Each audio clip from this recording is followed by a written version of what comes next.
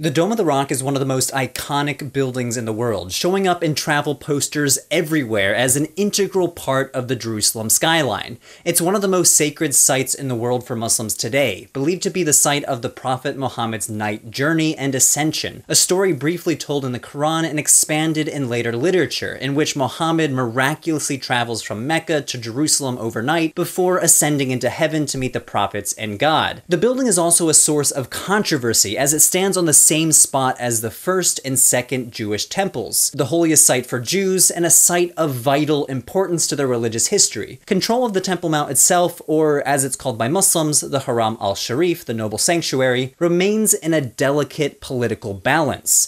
The Israeli government controls access, but the Jerusalem Waqf, an Islamic administrative body largely funded by the Jordanian government, manages all of the affairs in the sanctuary itself. For a building that looms so large in history and modern politics, what even is the Dome of the Rock? What was it used for, and what's its status today? First of all, it's important to realize that the Dome of the Rock is not a mosque, but better described as a shrine. However, we're not exactly sure about its original meaning and intended ritual function. It was built in the late 7th century under the Umayyads, an early Islamic dynasty that wrested control of Jerusalem away from the Byzantine Empire. By that time, it seems that the Temple Mount had been abandoned. Centuries before, in 70 CE, the Roman general Titus had destroyed the second Jewish temple, and the Romans had built a temple to Jupiter in its place. But by the time the Umayyads got there, many scholars think that the Christian rulers of Jerusalem were using it as a garbage dump, having long since plundered it for its stone for other building projects. This is largely based on textual evidence, though. It's possible that some sort of Christian structure was on the Temple Mount at the time, and it was not abandoned after all. This is based on pieces of a late antique church found by the Temple Mount Sifting Project, an Israeli archaeological project sifting through 9,000 tons of soil dug out during a controversial renovation by the Waqf in 1999. Regardless, the Umayyads started construction on the Dome of the Rock and completed it sometime in the 690s, according to an inscription inside the building itself.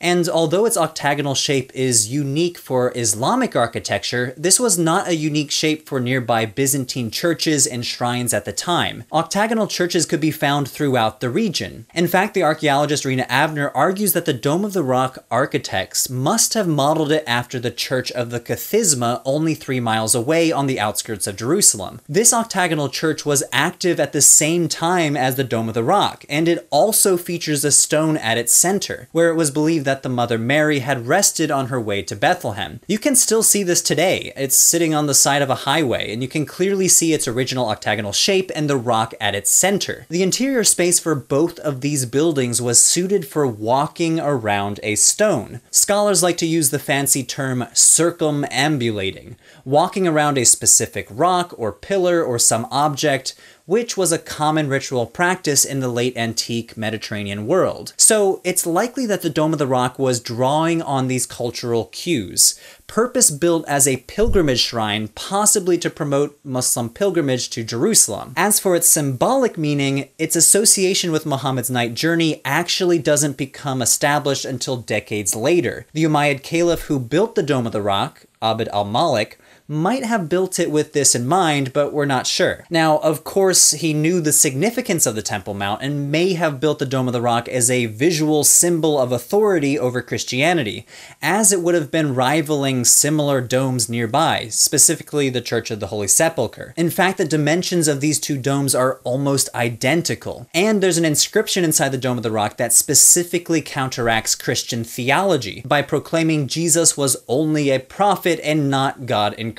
But al-Malik could have also built it as a visual symbol of Islam's continuation with past Abrahamic traditions. As the site of Solomon's original temple, he may have been symbolically placing himself in this lineage of great kings. But what's the deal with the rock? As the name suggests, the Dome of the Rock is built over a huge chunk of bedrock, sometimes called the foundation stone. For Muslims, this rock is believed to be the exact spot that Muhammad ascended into heaven during his night journey. For many Jews, though, it's the site where God started the creation of the world, where Abraham almost sacrificed his son Isaac, and later became the site of the Holy of Holies in the First Temple. Now, most archaeologists agree that this rock formed the foundation of these earlier temples, though the current political situation makes excavations around the site impossible to confirm this scientifically. Regardless, there might not be anything left to find under the Dome of the Rock, since it seems that later Roman and Byzantine construction projects scraped the bedrock clean as they plundered materials for their own buildings. Below the stone is a partially man-made grotto where you can find a mihrab, a decorative niche that indicates the direction toward Mecca to pray. Although mihrabs are usually found in mosques, as I said earlier, the Dome of the Rock is not a mosque. The nearby Al-Aqsa Mosque, also built during the Umayyad period, fulfills the function of congregational prayer for the local Muslim community. On my visit, the Dome of the Rock was fairly empty, and it seemed to be used for private devotion.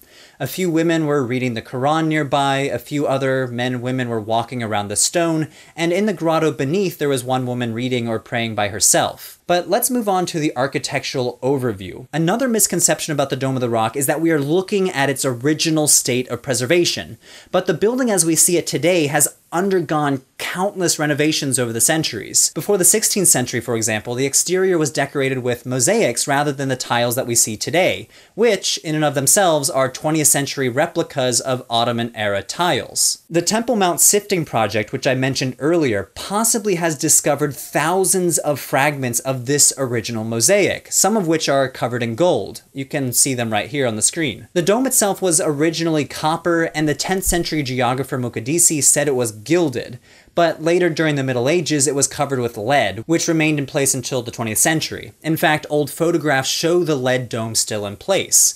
The golden dome that we see today was not added until 1964 during the renovations sponsored by the King of Jordan. In some respects, the interior more closely mirrors the 7th century look, consisting of two sets of columns which appear to have been taken from nearby Byzantine churches during its construction. Some ancient mosaics with plant and geometric patterns cover the walls, but some of these also come from the 1960s renovations, who replaced the wooden ceilings and wooden superstructure of the dome. And finally, let's move on to the controversies surrounding the site.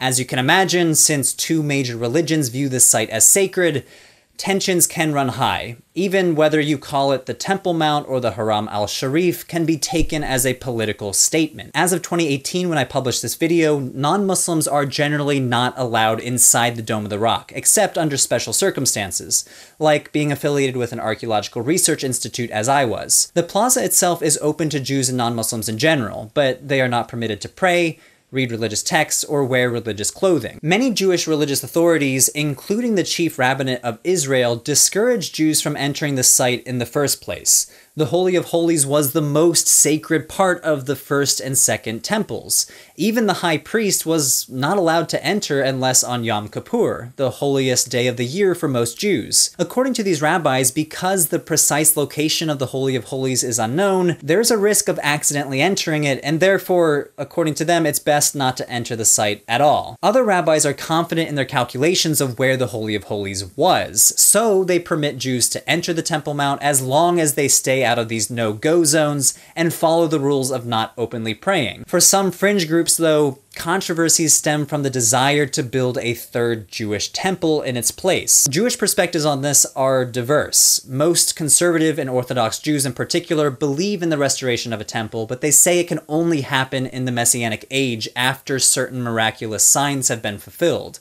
However, a small minority advocate humans rebuilding the third temple in this age, notably the organization called the Temple Institute. Some fundamentalist Christian groups in America also support the rebuilding of the third temple and see it as a catalyst that could spark the apocalypse, or the second coming of Christ. But, for the time being, the status quo of the Temple Mount, or Haram al-Sharif, is maintained in its delicate political and religious balance, with the Dome of the Rock standing as one of the most iconic buildings in the world. As always, sources are in the description below. Thanks for watching, and I'll see you next time.